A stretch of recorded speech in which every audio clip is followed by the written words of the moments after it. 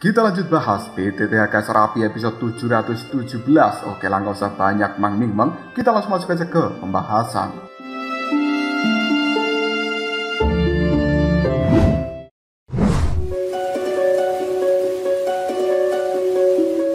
Perwakilan dari 4 dunia sekarang telah muncul di wilayah api yang tidak berujung dan mereka berkumpul di tempat ini untuk membahas tentang aliansi. Pandangan mata dari Soyen tiba-tiba saja melihat kepada pemimpin dari pusat dunia iblis. Dan kemudian Soyen merasa bahwa tubuh dari pemimpin pusat dunia iblis yang telah datang ke tempat ini bukanlah tubuh aslinya. Dilihat dengan cara seperti itu oleh seorang Soyen, pemimpin pusat dunia iblis tiba-tiba saja berkata, "Soyen, aku yang sekarang hanyalah tubuh energi karena tubuh asliku sedang melakukan retreat, dan untuk selanjutnya aku akan menyerahkan urusan pertemuan ini kepada King Luan." Soyen pun menganggukkan kepalanya dan kemudian dia menimpali, "Baiklah senior, tidak apa-apa." Tubuh energi dari pemimpin pusat dunia iblis hanya bisa menganggukkan kepalanya dan kemudian dia pun menghilang dalam seketika. Selanjutnya Soyen melambaikan tangannya dan kemudian di altar api suci ini tiba-tiba saja telah muncul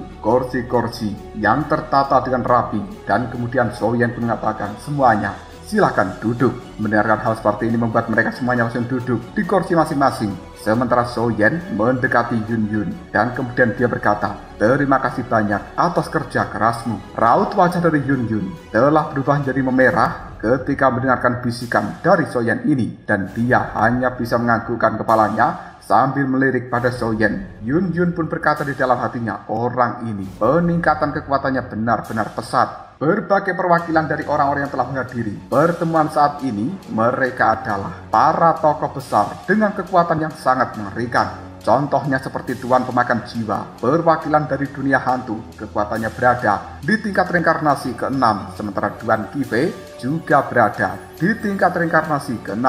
Selanjutnya ada Dewa Perang dari dunia surgawi dan tidak lain adalah Raja Sura. Kekuatannya juga berada di reinkarnasi ke-6. Selain itu juga ada Yueru, di mana kekuatannya juga berada di puncak reinkarnasi ke-5.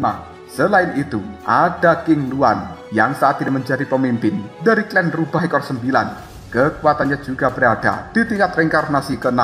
Selain itu juga ada Tuan Serigala Naga yang kekuatannya telah mencapai reinkarnasi ke-5. Selanjutnya ada Tetua Agung Eliza dari klan Peri, kekuatannya berada di tingkat reinkarnasi ke-5. Dan juga ada Xiaoyi yang telah berada di setengah langkah reinkarnasi ke-5. Pandangan mata dari Tuan Pemakan Jiwa melihat ke arah Soyen dengan kekaguman yang luar biasa, dan kemudian dia pun berkata di dalam hatinya, tingkat pertumbuhan dari bocah sialan ini benar-benar menakutkan. Pada awalnya Tuan Pemakan Jiwa telah memutuskan untuk menjelajahi dunia sendirian dan dia telah mendapatkan senjata jarum.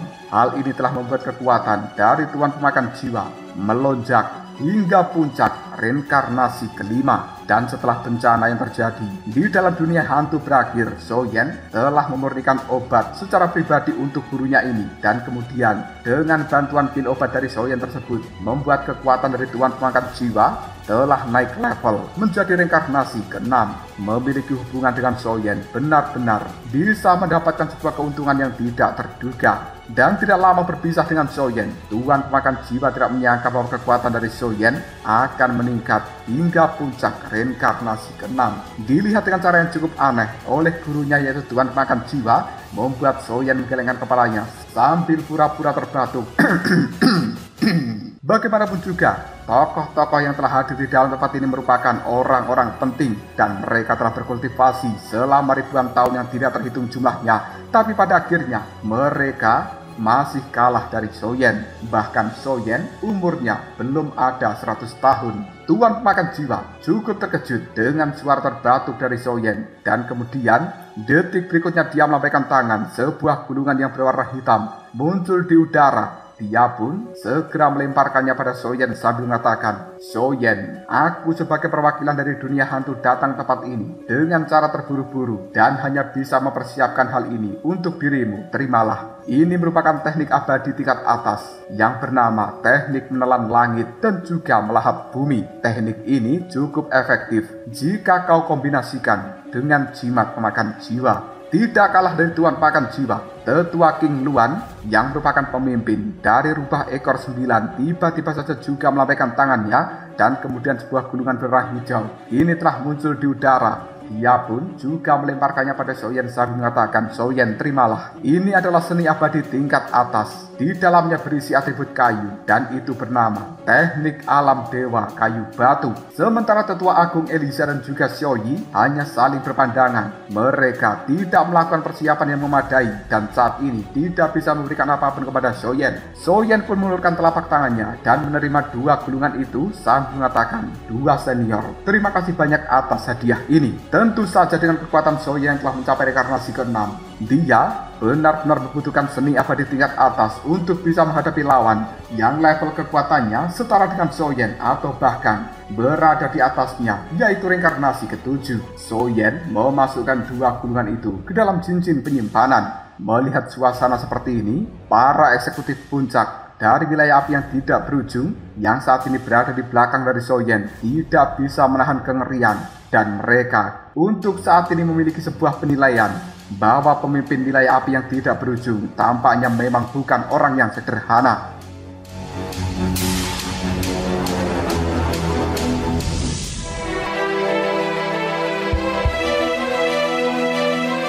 Senior Feng Wan yang berada di belakang dari Xiaoyan tiba-tiba saja juga mengatakan, "Pemimpin wilayah api yang tidak berujung, karena semua orang telah berkumpul di dalam tempat ini, mungkin Anda bisa segera memulai diskusi tentang aliansi." Pada awalnya kekuatan dari Feng Wan hanya berada di tingkat reinkarnasi ketiga. Dan dia pada saat itu mengalami sebuah kegagalan ketika akan naik level dan berurusan dengan bencana petir.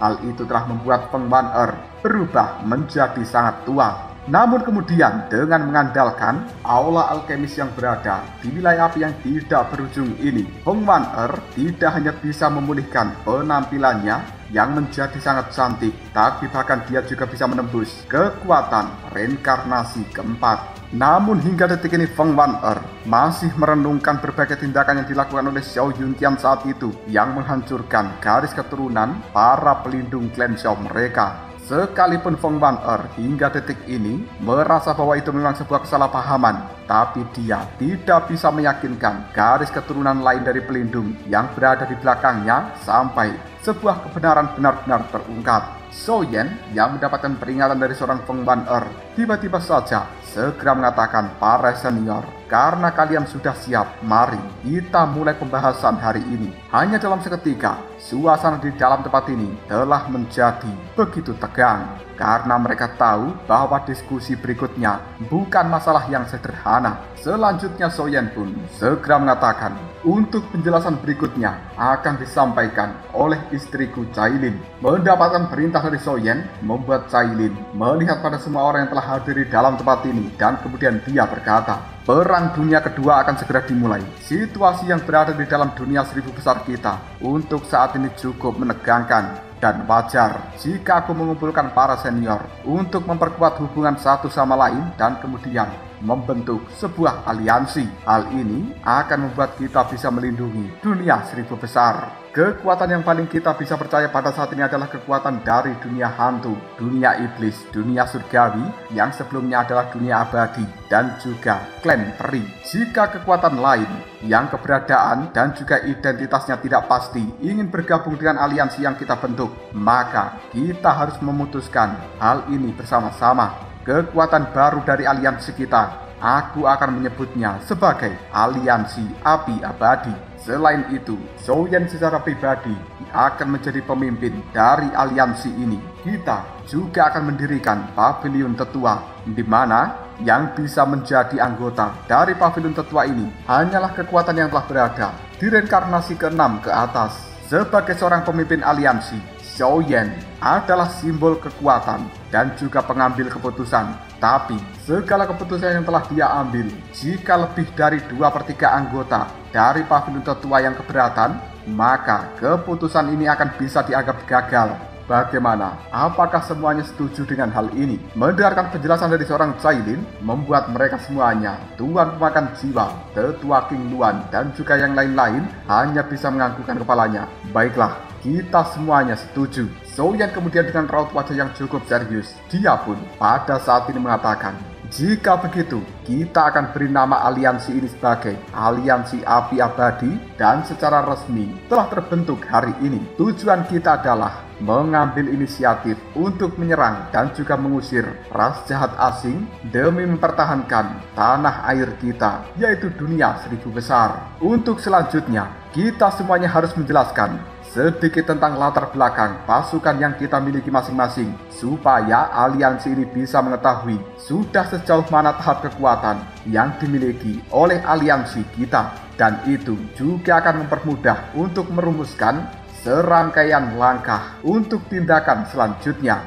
Selama ini, aku telah mengalami banyak kejadian-kejadian ketika berada di dalam dunia hantu dan juga dunia surga yang sebelumnya dunia abadi. Jadi secara umum, aku telah mengetahui kekuatan dari ras jahat asing. Mereka telah banyak bergerak secara terstruktur dan juga sangat rapi.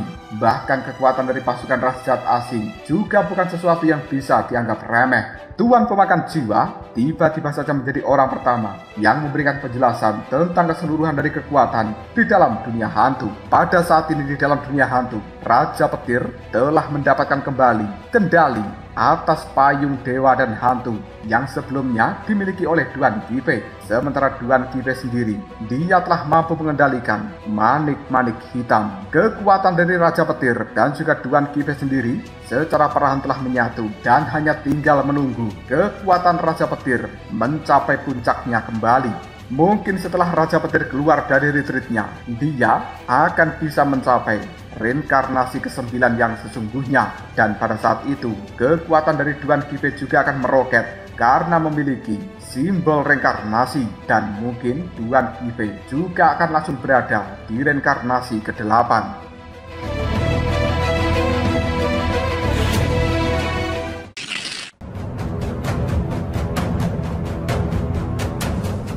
Mengenai kekuatan yang lainnya, karena bencana yang telah terjadi di dalam dunia hantu, pada saat ini pusat dunia hantu kita telah kehilangan banyak hal, dan aku adalah satu-satunya orang yang berada di tingkat reinkarnasi ke-6 untuk sekarang. Selain itu, juga ada hampir 10 orang yang kekuatannya telah mencapai reinkarnasi ke-5 dan juga ke-4. Mendengarkan ucapan dari Tuan Pangkat Jiwa membuat banyak orang yang berada di dalam tempat ini cukup terkejut. Mereka secara spontan segera mengatakan, apa? Kekuatan reinkarnasi ke-8 atau bahkan ke-9 dari Raja Petir dan juga Duan Gipe. Sebagai seorang reinkarnator yang memiliki sek reinkarnasi di tubuhnya, cukup wajar apabila kekuatan Duan Gipe meroket seiring kembalinya kekuatan dari Raja Petir. Bagaimanapun juga, ketika seseorang yang telah berada di reinkarnasi ke-7 akan meninggal, mereka bisa menggunakan sebuah kekuatan khusus untuk menyebarkan segel reinkarnasi di dalam tubuhnya dan kemudian memilih seseorang yang telah ditakdirkan untuk menjadi seorang reinkarnator. Jika keturunan yang terpilih ini sebagai reinkarnator bisa berhasil bereinkarnasi secara sempurna, maka orang yang telah meninggal tersebut bukan hanya bisa bereinkarnasi dengan kekuatan yang pulih pada puncaknya, tapi bahkan juga bisa menerobos belenggu dan mencapai peringkat yang lebih tinggi. Semasa hidupnya, Raja Petir telah mencapai puncak reinkarnasi ke-8. Jika saat ini seluruh kekuatannya berhasil kembali, maka Raja Petir akan benar-benar berada di reinkarnasi ke-9. Dan itu adalah kekuatan puncak dari dunia seribu besar. Namun metode seperti ini juga memiliki sebuah kekurangan. Apabila seorang reinkarnator meninggal sebelum reinkarnasinya bangkit sepenuhnya, maka keduanya juga akan mati. Yueru tiba-tiba saja menggelengkan kepalanya dan kemudian dia berkata, kekuatan dari dunia surga atau dunia abadi kita sedikit lebih lemah. Kita hanya memiliki beberapa orang kuat yang berada di reinkarnasi ke-5 dan juga 2 orang yang telah mencapai tingkat reinkarnasi ke-6. Jelas setelah kehancuran dunia abadi akan membutuhkan waktu yang cukup lama untuk bisa memulihkan kekuatan asli dari dunia abadi yang sekarang telah berubah nama menjadi dunia surgawi pada masa kejayaannya. King Luan yang saat ini telah menjadi pemimpin dari klan Rubah Ekor 9 tiba-tiba saja mengatakan, di dalam dunia iblis kita, pemimpin pusat dunia iblis telah melakukan retreat dan dia mencoba untuk mencapai reinkarnasi ke-8. Selain itu, Tuan Kaisar Iblis, wakil pemimpin, untuk saat ini telah melakukan beberapa penyelidikan yang tidak jelas. Selain itu, ada puluhan orang yang kekuatannya telah mencapai reinkarnasi kelima atau bahkan keenam, dan juga ada reinkarnasi ketujuh. King Luan mengatakan seperti ini dengan nada suara yang cukup bangga. Lagi pula, dunia iblis merupakan dunia yang paling kuat selain dunia manusia. Di masa lalu, ketika Raja Binatang Buas terjatuh, kekuatan dari dunia iblis telah ditekan oleh kekuatan dari dunia manusia, dan tidak ada seorang pun yang bisa mencapai reinkarnasi ke-9. Sejak saat itulah, kekuatan dari dunia iblis telah menyusut drastis. Pandangan mata dari Xiaoyi tiba-tiba saja melihat ke arah Xiaoyan, dan kemudian dia mengatakan, "Kakak Xiaoyan, kekuatan dari klan peri kita untuk saat ini sedikit lebih kuat jika dibandingkan dengan kekuatan dari dunia surga. Lagi pula, banyak orang tua di dalam klan peri kita. Mereka telah terbangun, dan saat ini kekuatan mereka sedikit banyak telah dipengaruhi oleh kekuatan dari Dewi Yaoji, dan mereka, para orang tua itu telah mencapai tingkat reinkarnasi kelima, bahkan keenam." Xiaoyan menganggukkan kepalanya dengan cara yang cukup puas ketika dia mendengar latar belakang kekuatan dari aliansi yang telah dia bentuk. Selain itu, tujuan dari Xiaoyan membentuk aliansi ini adalah untuk menemukan mantan sekutu dari klan Xiao. Dan Xiaoyan juga akan menyelidiki masalah seperti pemusnahan klan milik Raja Petir. Hanya jika masalah ini bisa terselesaikan sepenuhnya,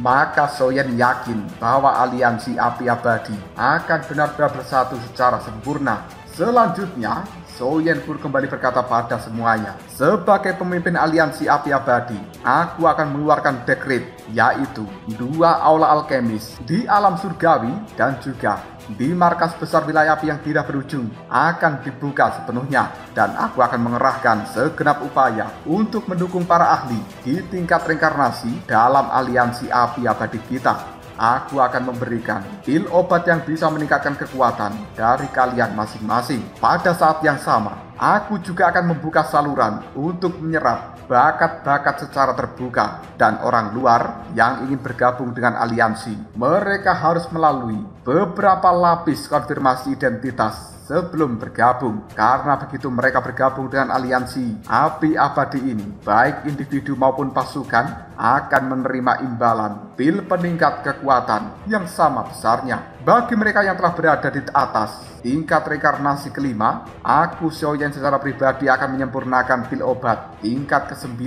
untuk mereka." Mendengarkan ucapan dari Xiaoyan, banyak pejabat tinggi yang berada di altar api ini, seperti Tetua Tulang Putih, Jenderal Berdarah Dingin, dan juga tokoh-tokoh lainnya, raut wajahnya penuh dengan kekaguman dan juga tercengang untuk sementara, karena mereka sangat mengetahui pil peringkat ke-8 dan bahkan peringkat ke-9 merupakan sebuah pil yang sangat langka. Namun saat ini Xiaoyan bersedia memberikan hal seperti itu kepada mereka. Daya tarik seperti ini terlalu besar.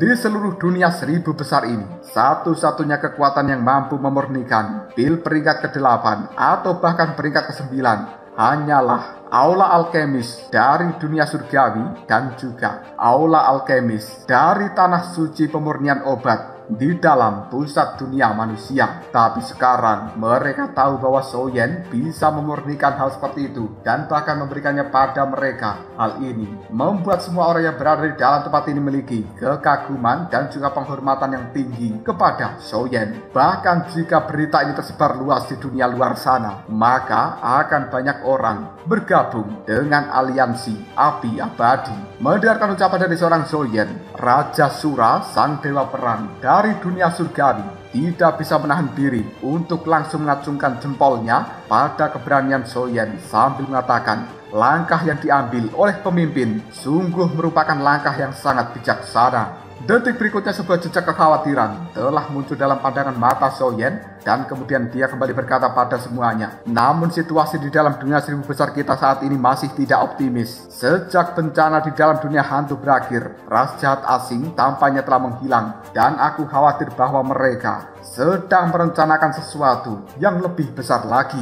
Bahkan hingga detik ini, aku juga tidak mendengarkan kabar tentang dunia Buddha dan juga dunia iblis, tempat Xiao Yixian berada. Aku khawatir mungkin kita harus mencari tahu tentang kedua dunia itu. Sedikit penjelasan, sebenarnya ada dua nama dari dunia iblis. Yang pertama adalah dunia iblis, tempat Kaisar Iblis berada. Dan yang kedua adalah dunia iblis, tempat Xiao Yixian berada. Dan sebenarnya, dunia iblis dari Kaisar Iblis berada itu adalah dunia binatang iblis. Sementara dunia iblis milik Xiao Yixian berada, itu adalah dunia manusia iblis. Supaya tidak membingungkan, dunia manusia iblis dari Xiao Yixian, mulai saat ini Bang Shop akan menyebutnya sebagai dunia devil. Soyen tiba-tiba saja mengatakan, mungkin langkah selanjutnya kita harus menemukan kota devil. Lagi pula, ada juga mahkota Chang'e di dalam dunia surgawi, dan kita harus mulai mencari jejaknya, karena hanya dia yang tahu tentang keberadaan dari mahkota Yaoji, bahkan kabar tentang beberapa orang yang jauh lebih kuat. Tetua Agung Elisa tiba-tiba saja berkata,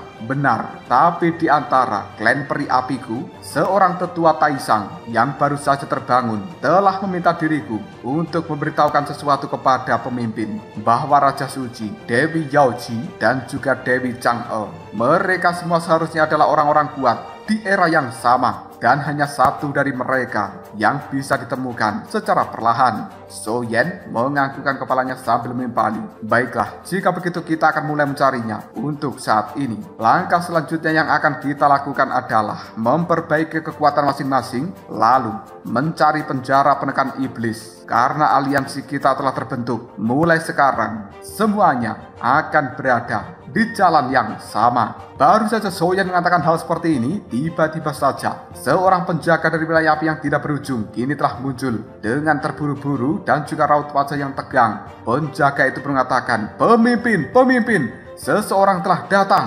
Gelombang energi yang cukup mengerikan tiba-tiba saja muncul di langit. Dari wilayah api yang tidak berujung ini, kabut putih kemudian menyebar dengan cara yang aneh. Di dalamnya terdapat sebuah kekuatan yang cukup misterius. Bahkan kekuatan ini telah membuat api suci yang berada di dalam tubuh Soyen rasa-rasanya ingin segera bangkit dan melakukan pertempuran. Tuan pemakan jiwa pada saat ini kemudian mengatakan, apakah kekuatan ini sebenarnya berasal dari ras jahat asing? Cailin tiba-tiba saja menggelengkan kepalanya sambil menimpali, bukan, ini bukan fluktuasi dari ras jahat asing, melainkan kekuatan yang cukup misterius. Dan sebenarnya kabut putih itu adalah kabut beracun. Semuanya tolong mundur. Setelah mengatakan hal seperti ini, Cailin pun mulai menggerakkan tangannya dan kemudian dia menyentuh kabut berwarna putih tersebut. Hal ini membuat Cailin bisa merasakan bahwa kabut putih beracun memiliki tingkat korosi yang sangat mengerikan. Bahkan tubuh dari Cailin yang sebelumnya kebal tentang racun,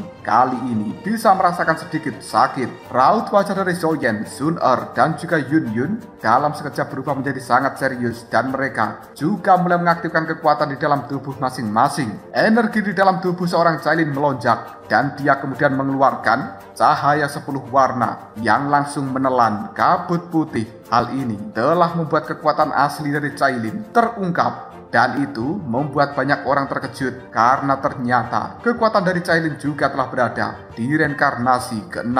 Setelah kabut putih beracun menghilang dari dalam tempat ini, tiba-tiba saja sebuah energi yang berwarna hijau telah muncul dan kemudian terdengar suara terbatuk dari dalam energi hijau tersebut.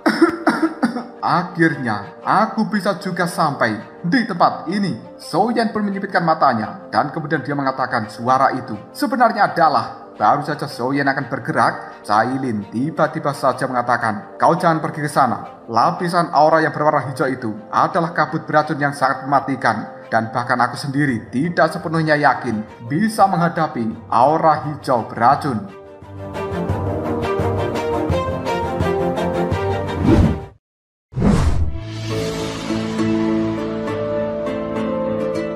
Tidak lama kemudian, aura hijau beracun pun menyebar dan kemudian menampilkan sosok yang telah dikenal oleh Soyen. Hal itu secara spontan membuat Soyen mengatakan itu sebenarnya adalah orang yang berasal dari istana Dewa Racun, senior jiwa racun.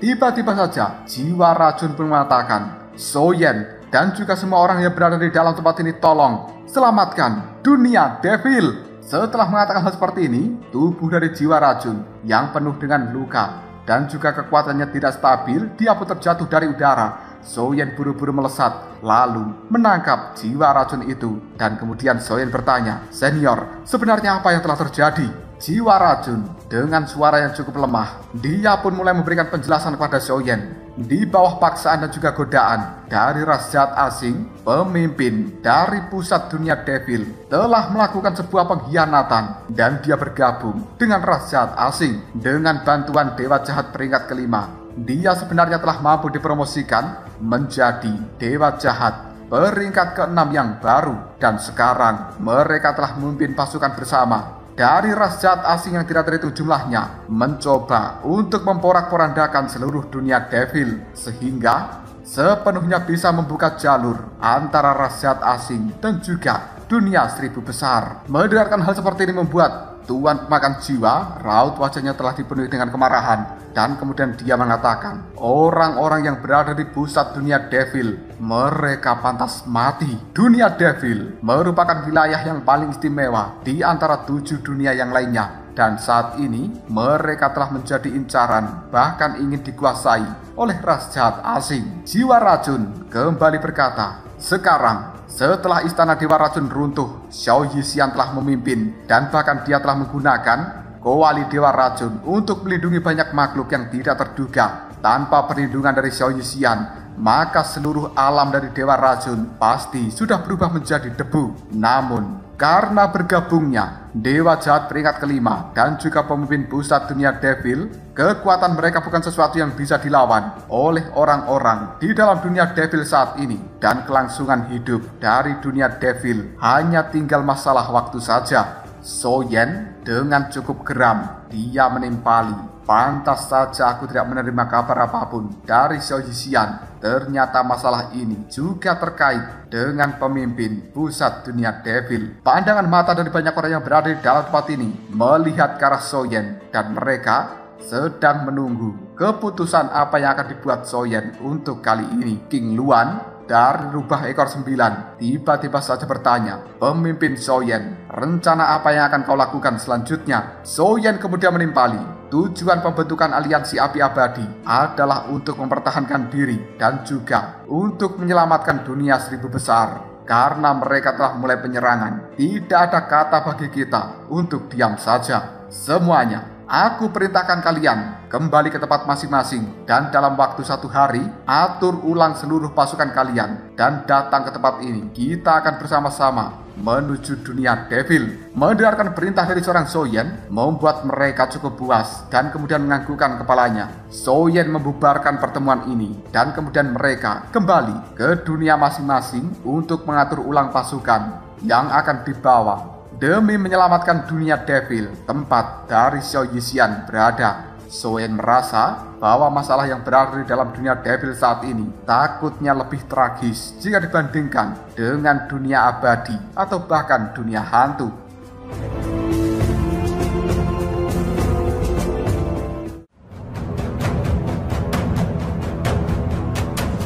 Lalu apakah yang akan terjadi selanjutnya? Mungkinkah kelompok dari aliansi api abadi akan benar-benar mampu menyelamatkan dunia devil yang saat ini telah dikuasai ras jahat asing? Jika kalian penasaran, tunggu aja jawabannya di next video Ngobrol Shop.